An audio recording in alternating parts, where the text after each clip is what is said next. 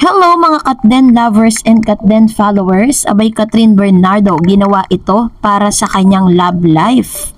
Ano nga ba ito? But before that, if you haven't subscribed yet to my YouTube channel, please don't forget to like, share, and subscribe at hit mo na rin ang notification bell for more showbiz updates. Of course, bago tayo magpatuloy sa ating updates for today's video, nais ko po muna magpasalamat sa lahat po ng mga nanonood, sumusubaybay at lagi pong nakaantabay sa mga videos natin patungkol kay Catherine Bernardo and Mr. Alden Richards. Salamat po and a blessed and prosperous new year to all of us this year 2025.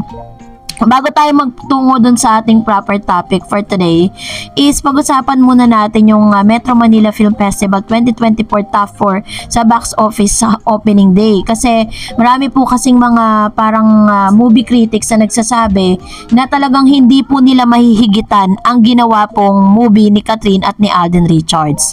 According po sa news ng Pep Troika, sabi nila nasa Gateway Mall sa Cubao, Quezon City kung saan dinaluhan natin ang ilan sa mga black screening ng Uninvited na Topak base sa mga dami ng taong pumili sa takilya at natatansya na nabawasan ito ngayong taon, mas matao nung nakaraang taong kaysa ngayon.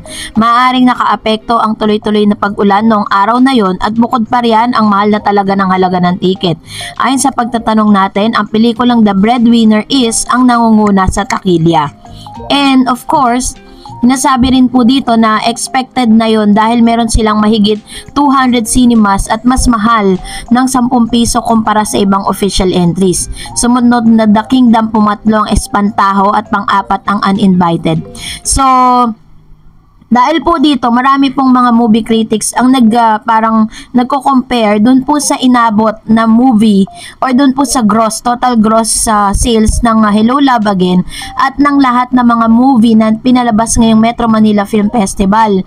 So, mas malaki pa rin talaga ang kinita at kahit pagsamasamahin man ang kinita ng lahat ng mga nag-perform ngayong Metro Manila Film Festival movie ay hindi po nila kaya na pantayan or lagpasan yung kinita ng Hello Love Again. Kaya naman talagang marami mga directors at marami po mga producers ang talagang nag-aspire na makagawa muli ng isang premyadong movie with Mr. Alden Richards and Catherine Bernardo. During the New Year's Eve ay nag-post nga sa kanyang IG account itong si Miss Catherine Bernardo ng isang photos and mga video clips na nagpapakita na tila baga itong si Miss Catherine Bernardo ay kumakain ng 12 grapes sa ilalim ng kanyang mesa. So, ito po yung kahulugan. Let's watch this.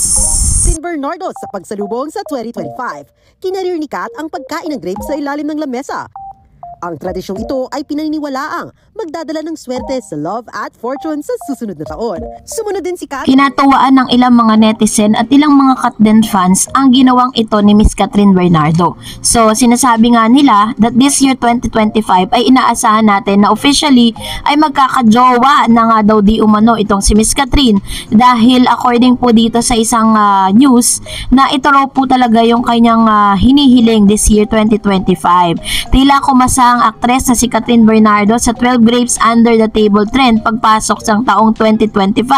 Sa Instagram post ng kanyang ina na si Mami Min Bernardo, makikita ang pagkain ni Catherine ng ubas habang nasa ilalim ng lamesa. Pagkatapos nito ay nagtatatalon siya. Ang trend kasi ngayon sa social media, kapag kumain ng 12 ubas, 12 ubas sa ilalim ng lamesa, ang isang taong walang jowa ay pinaniniwalang magkakaroon ng jowa sa bagong taon. Yung 12 ubas na yon ay sumisimbolo ng 12 buwan ng taon.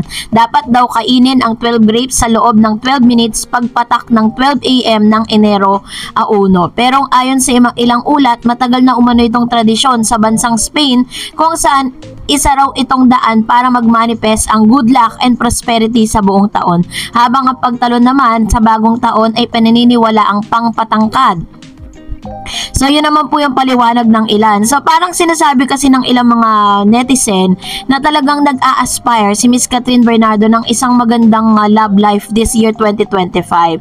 So, sa pangyayaring ito, lalo po talagang umiingay at lalong tumitibay ang paniniwala nating lahat ng mga Katden fans. So, this year 2025, there will be a great announcement na mangyayari po. Amazing announcement coming from Katden na bagay na inaasahan nating lahat. Kasi yun talaga yung wish niya na magkaroon siya ng magkajowa na siya.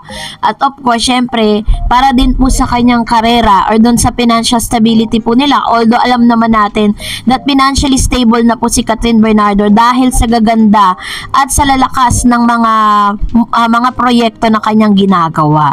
So, nakakatuwa lang kasi parang pati siya nakikisabay doon sa trend na yon. And naniniwala siya that this year 2025 ay meron siyang magandang mangyayari sa kanyang love life and of course sa kanyang career.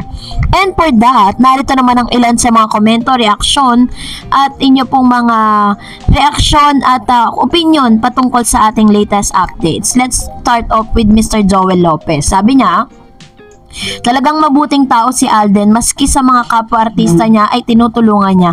Kaya maswerte ang mga iniidolo sa kanya, maski maging di sila ni Kat, dapat suportahan pa rin natin si Alden kasi di ka manghihinayang sa kabutihan niya. About naman kay Sanya, wala naman talagang gusto si Alden kay Sanya. Matagal nang sinasabi ni Alden na wala siyang gusto kay Sanya.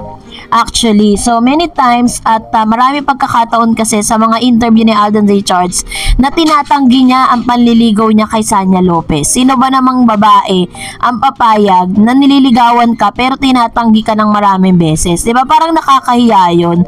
So, kaya ako talagang yung feeling ko o yung akin pong naiisip or aking parang conclusion with that is di talaga pwedeng ipilit yon. Sabi naman ni Miss Leslie, hi Miss Sareds, ngayon lang ako kinilig sa love team na Pinoy. I will support them in their endeavors, magkasama man sila o hindi, but super wishing they end up together. O diba? Minsan ko lang nakita tong nag-comment si Miss Leia Lay, ayun pala, medyo malabo na yung mata natin. Thank you Ma'am Leia. And of course, sabi ni Miss Raquel Bersosa, puwersa po dyan sa Christmas party. Parang advance party na rin ni Alden. Ang solid ng Aldenatics at KBB Bodies President, Tita Long at Cat Cakes na rin sa occasion na yan. Ayan nang patunay na nagsusuportahan si Catherine at Alden. Kaya sa mga bashers dyan, chupi-chupi kayo dyan. Catden is real. Very true. Kasi hindi naman support yan dito po kay Miss Catherine if ever po or kay Mr. Alden Richards kung talagang diba, wala. Pero dahil alam po nila, lalo na po yung president ng fans club na ito, na meron po siya mga bagay na alam patungkol sa personal na nawi-witness niya dito kay Catherine at Alden Richards, kaya talagang nandun siya to support Alden. And sabi ni Ma'am Tita Esther Paragpagay, hi Miss Tarot, silent lang po kasi tayo kasi may mga isip na ang Catden, may pagkakaiba ang Daniel at Alden, lalo pat nakasama ni Catherine si Alden, nakakakilala na siya sa loob ng ilang months. Kaya magtiwala lang tayo sa Catden kasi na break record nila yung movie HLA, kalma lang mga Catden. Syempre secret relationship lang ang Catden. Kaya happy lang in advance. Happy New Year to all. Ayan. Thank you Ma'am Tita Esther Pagay. Salamat po sa inyong komento, which is true, 'di ba? Silent lang tayo. Let's igalang natin yung privacy na gusto po nilang dalawa, 'di ba? At wag na tayo masyadong maging pushy. Kung talagang sila talaga in the end, 'di ba? Ang tadhana lang yung gumawa ng paraan para muli silang magkita at magkasama, 'di ba? And sabi ni Miss Marian Matias, sinisiraan nila si Kat pero dinidikit ang pangalan ni ex kay Catherine. Nakakatawa na lang ang mga fans sa ex. True. And then sabi ni Miss Teresa Perona, sinasali kasi yung old pictures para siraan si Kat. Which is, ang dami po mga nagkalat ngayon ng mga old pictures, tapos lalo na po yung sa kabilang fandom. Grabe, mamaya papakita ko po yan sa inyo. And sabi ni Ma'am Lenny Banting, mga bashers yan na nilalabas sa mga nakaraang photo. So sa mga bashers ng Katniel fans, walang tigil, lalagapak idolo nyo pag di kayo umayos. And sabi ni Ma'am Evelyn, God bless sa mga naninira. Go Kat, ipagpatuloy yung buhay mo na blessing. Always kaming cut then forever. Ayan. Thank you, Ma'am Shi. Evelyn, sa inyo pong walang sawang pagsuporta. And that's it for today. For more videos and updates, please don't forget to like and subscribe. And please don't forget to follow my Facebook page, The Eds TV. God bless everyone!